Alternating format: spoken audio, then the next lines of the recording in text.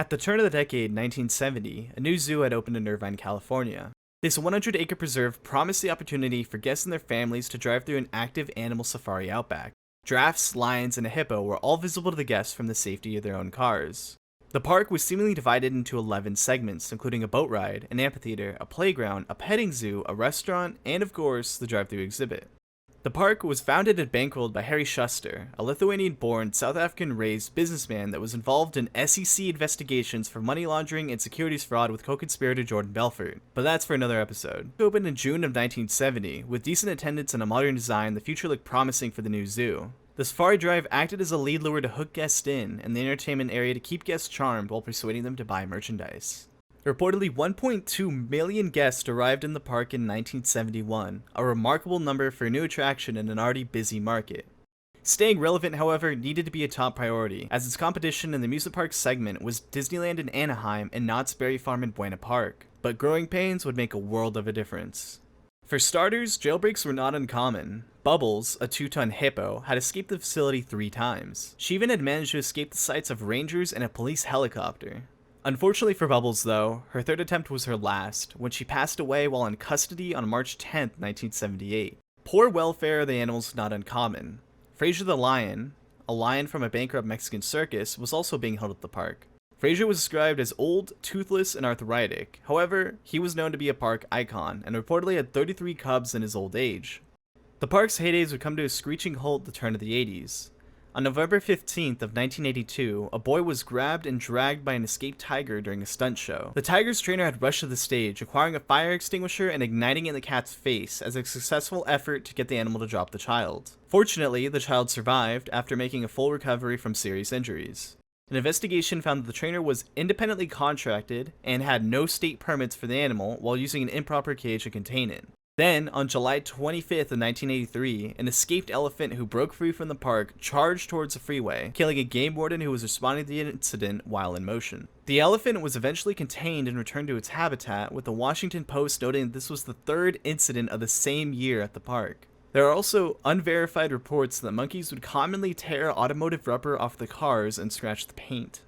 Controversy started to plague the park as attendance dipped and cost of maintenance rose constantly. In the same year, the Irvine Company, the true legal owner of the land, started to get cold feet about letting the safari park continue. It started to drag the park into a legal battle. Finally, November of 1984, the park closed permanently, with no signs of reopening. After a whopping 14 years of operation, Lion Country Safari in California had met its end, and even its founder, Schuster, who still technically owned the lease on the land, was done. The plot the park once sat on was graded, and only remnants left behind of abandoned huts and signs from attractions remained. 2 years later, a new theme park would take the mantle where its predecessor stood. Instead of giraffes, lions, and hippos, this park had one simple promise: splashing family-friendly fun. What a boogie, the biggest waves this side of the Pacific. Where you gonna go? Only Wild Rivers. Drop in anytime and get into our summer vacation slides. They're totally tubular. Orange County's Wild Rivers, 405 at Irvine Center Drive. It just doesn't get any wetter than this. Wild Rivers made its debut on July 4th of 1986. This new park had its roots in 15 acres of land subleased from Lion Country Safari Company. At its launch, guests could enjoy 19 water slides, with one having a 50-foot vertical drop.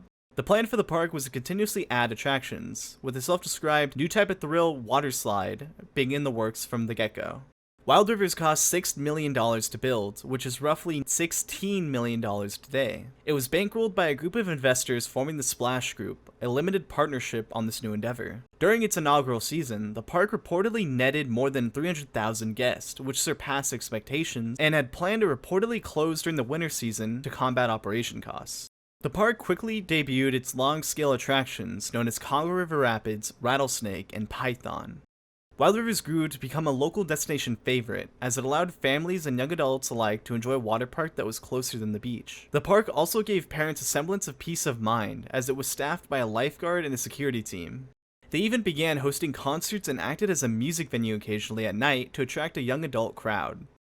Although the park remained simple in nature, it still had its own tragedies behind the scenes. On June 5th, 1998, a 14-year-old girl who had gone to the park with friends was found unconscious in a large pool. On-site lifeguards rushed to the scene and attempted to give her CPR to no avail. Ambulances arrived on site and transported to a hospital, where unfortunately she was pronounced dead. Then on September 28, 1993, during a Battle of the Bands night event, a brawl sprung out. Guests had started attacking each other en masse, and a gun had been brandished while a guest was pistol whipped. Local authorities ushered into the park, where 3,200 people were cleared out. In the end, a van had been set ablaze, and 2 patrons were sent to the emergency room for drug overdoses. After this, Wild Rivers would never again host a night event for its entire operation. The park was also not immune to its past. Harry Schuster, the owner of Lion Country Safari, had been deadlocked in a legal battle with Irvine Company, and since Wild Rivers sublet the land from Schuster, they were not immune to the battle. During a series of events spanning a decade, Wild Rivers have been threatened with demolition, ending their sublease prematurely, and having permits pulled for the grading of Wild Rivers. In 1998, however, the long legal battle had concluded, with a settlement being reached between Schuster and the Irvine Company. The land's lease was now under its legal owner, the Irvine Company, which allowed the park to continue to operate until 2007. Unfortunately for the park, the housing supply in Irvine had reached a breaking point, and public pressure had allegedly pushed the mayor to confirm building of new housing at Wild Rivers' location. The Irvine Company granted Wild Rivers one final summer operating season during the summer of 2008, while suggesting to find a new location. Ironically, though, the park was allowed to continue to operate seasonally, as the lease for the land was renewed yearly until October of 2011.